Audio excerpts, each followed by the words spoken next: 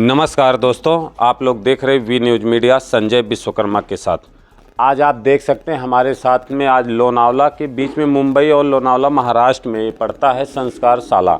यहाँ पर काफ़ी बच्चे रह कर के कर्मकांड सीखते हैं और यहाँ से पूरी संस्कृति का ये लोग विस्तार करते हैं, निर्माण कर रहे हैं।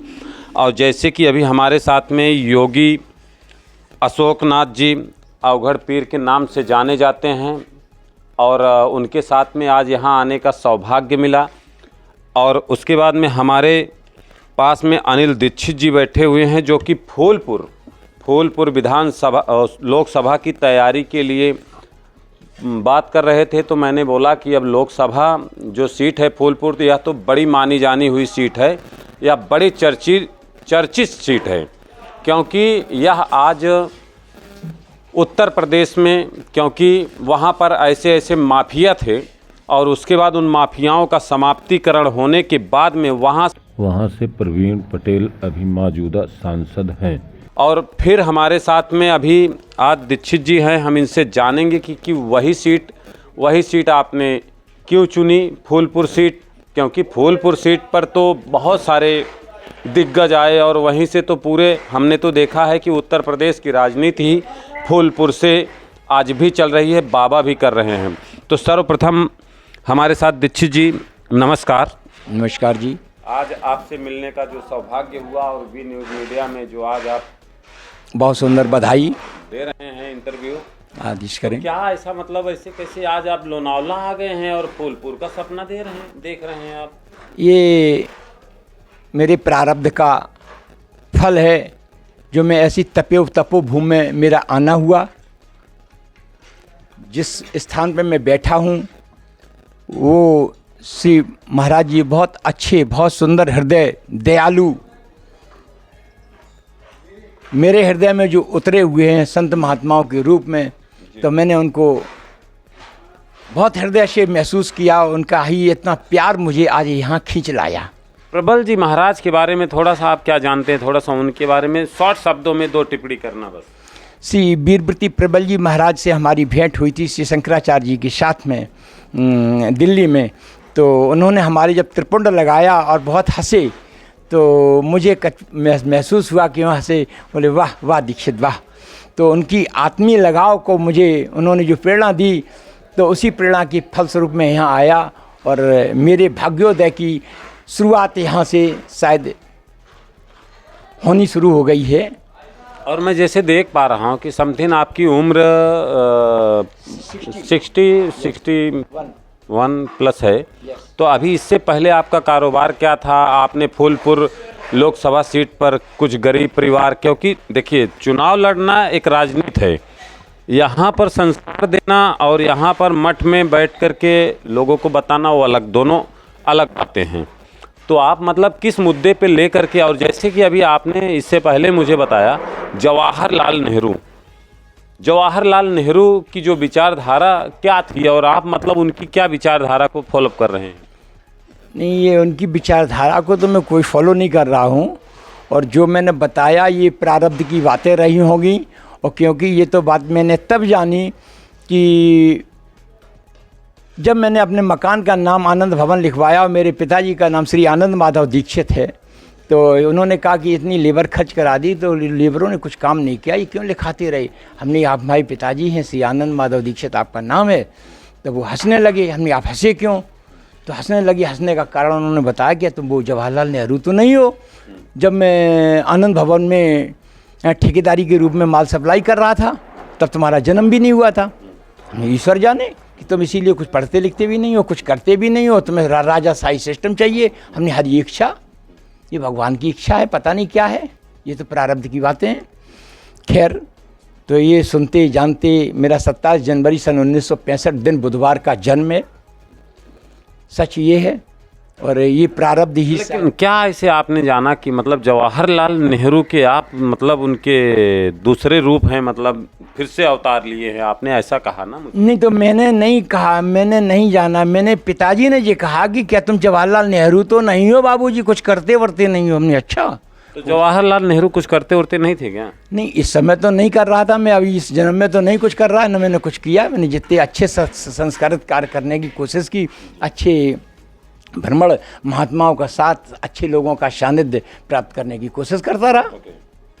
तो अभी क्या मुद्दे लेकर के आप फूलपुर में उतरेंगे लोकसभा में? तो जनहित जन कल्याण की कुछ मुद्दे अभी हर एक पार्टी का, हर एक इससे आप कोई पार्टी से आप उतरने वाले हैं या कैसे, क्या लोग? देखो, अपने पास कोई मुद्दे नहीं है, क्योंकि संसार में मुद्दे ही मुद्दे हैं। बिल्कुल। मेरा मुद्दा तो केवल एक राम राज्य है। स्वामी करपात्री जी महाराज की अवधारणा थी कि चूहे बिल्ला एक घाट पानी पिए, तो मेरी ये अवधारणा है।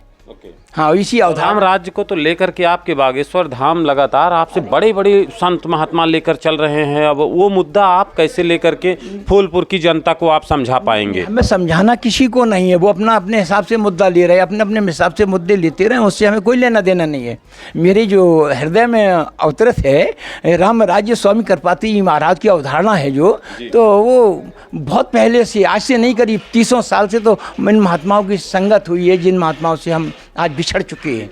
40 यह इसलिए पूछ रहा हूं क्योंकि फूलपुर सीट आप स्वयं, आप वहां की, आपकी जन्मभूमि है, आप जानते हो कि वहां मुसलमान, पटेल, एक मिनट, मुसलमान और पटेल, वहाँ ना तो सामान्य वर्ग, ना ठाकुर और पंडित, क्योंकि उत्तर प्रदेश में ये राजनीति ना बहुत तेज़ी से पनप रही है। ना उस सीट पर कभी ठाकुर पंडित का राज रहा है, ना कभी मतलब ऐसा देखने को मिल रहा है। वहाँ पर कभी मुसलमान हावी हुआ है तो कभी वहाँ पटेल हावी हुए हैं, क्योंकि ये जाति अखिलेश यादव का पीडीए वहाँ पर भारी हमको लगता है पड़ जाएगा। नहीं, मैं न तो अखिलेश जी की पीडीए बता सकता हूँ, कहीं कोई भारी नहीं है, ये सब ड्रामा है, समझिए। क्योंकि अभी अगर भारी हो गए होते तो अभी राज कर गए होते, क्योंकि जनता जानती है अब स्वच्छ लोगों की आवश्यकता है। क्योंकि हर इंसान डिवाइड वो देखता है, क्या बोलते हैं, टीवी पे डिबेट जब आता है तब सब नेता जो है के चेहरे नंगे स्पष्ट रूप से आ जाते हैं। सब दुनिया देख रही है कि कितने गंदे, कितने वो उनको गाली दे के, इस तरह की राजनीति कदापि अच्छी नहीं लगती। लेकिन आप क्या मतलब ऐसा फूलपुर सीट क्यों चुना? आपकी जन्मभूमि कहाँ है, थोड़ा सा ये? जी, जन्मभूमि हमारी गोहानी कला जनपद, इस समय औरैया, पहले इटावा था, वहाँ पर है इस समय। मैं इटावा में रह रहा हूँ, बाबरपुर में भी मेरा मकान है, इटावा में भी आनंद भवन के नाम से मकान है, बाबरपुर में भी है, और जन्मस्थली गोहानी कला जमुना जी के किनारे पर है। लेकिन इतना कुछ छोड़ करके आप फूलपुर क्यों गए? नहीं, हाँ, ये सोचना भी मेरा ये कोई अलग बात है, क्योंकि मैं नहीं सोच रहा था, न मैं जान रहा था। जब मेरे पिताजी ने ये कहा कि तुम वो जवाहरलाल नेहरू तो नहीं हो बाबूजी, कुछ करते धरते नहीं हो, क्योंकि उस समय मेरे पिताजी के बुआ के बेटा एज ए ओवरसीयर पोस्टिंग होकर के आनंद भवन में गए थे। मेरे पिताजी को साथ लेके गए थे, वो ठेकेदारी के रूप में वहाँ माल सप्लाई करते होंगे, खरीद वरीद करके माल देते होंगे, और वो एज ए जेई की हैसियत से अपना देखा सुनी कर रहे होंगे। तो उनकी इच्छा हुई होगी कि काश मेरे भी ऐसा बेटा पैदा हो। क्यों? जब उन्होंने देखा कि जवाहरलाल नेहरू जी जिधर जाते चारों तरफ गाड़ियाँ लग जाती हैं चारों गेटों पर, तो हर इंसान की शायद ऐसी इच्छा होती हो, तो उनके पिताजी की भी ऐसी इच्छा हुई हो कि ऐसे मेरा बेटा हो। जब मेरा जन्म हुआ नहीं था, उसके बाद में मेरा सन 65 में, मेरा 27 जनवरी सन 1965 दिन बुधवार का जन्म हुआ। तो पिताजी बोले कि तुम लगता बाबूजी वही तो नहीं है, तुम इसलिए आनंद भवन नहीं, मैंने आनंद भवन इसलिए लिखा कि आपका नाम है श्री आनंद माधव दीक्षित। हाँ, तो कुल मिलाकर के जैसे आपके पिताजी ने आपको जवाहरलाल नेहरू का मतलब वो नाम लिए और बताए, उसी जवाहरलाल नेहरू की सीट से ही आप चुनाव लोकसभा के लड़ने का प्रयास कर रहे हैं, क्योंकि जवाहरलाल नेहरू ही उस सीट से लोकसभा में पहुंचे थे।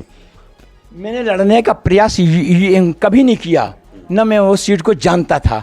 अभी 1 साल पहले हमारी शिवसेना के हमारे मित्र हैं पांडे जी, तो उन्होंने कहा दीक्षित जी हम माता के दर्शन करने आओ। हमने अच्छा, ये कुंडा माता के दर्शन करने, मैं वहाँ गया और दर्शन किए। बोले दीक्षित जी आपको यहीं से लड़ना है। अच्छा, हमने कुंडा मी तो कि नहीं हमारा आगे गांव है और वहाँ से लड़ना है, फूलपुर सीट में ये पड़ता क्षेत्र, यहाँ आप लड़िएगा आकर और मैं आपकी मदद करूंगा। और ये अब मैंने देखा फूलपुर सीट में जहाँ मैं रहता हूँ शिवकुटी में, वो भी फूलपुर में है। अब मुझे पता नहीं लगा क्यों ऐसा प्रारब्ध जुड़ता जा रहा है, हरी इच्छा है ये। बहुत बहुत धन्यवाद। और हमारे साथ में महाराज जी हैं, थोड़ा सा आपका परिचय सिर्फ बताइए अपना। बहुत धन्यवाद। और जैसे कि आपने देखा संस्कारशाला में आज भी न्यूज़ मीडिया के माध्यम से आज हम लोग आए यहाँ पर। और उसके बाद में चर्चाएं भी हुई और फूलपुर और उत्तर प्रदेश के लोग यहाँ मुलाकात हुई। और हम भी उत्तर प्रदेश, प्रतापगढ़ हमारी जन्मभूमि है और कर्म भूमि जो है महाराष्ट्र है। और गरीब जनता की आवाज़ को उठाते रहता हूँ, आप लोग देखते रहते हैं। आज हमारे दीक्षित जी मिले, बहुत बहुत धन्यवाद और आभार। बड़ा अच्छा लगा आज इस मठ में भोजन भी करके।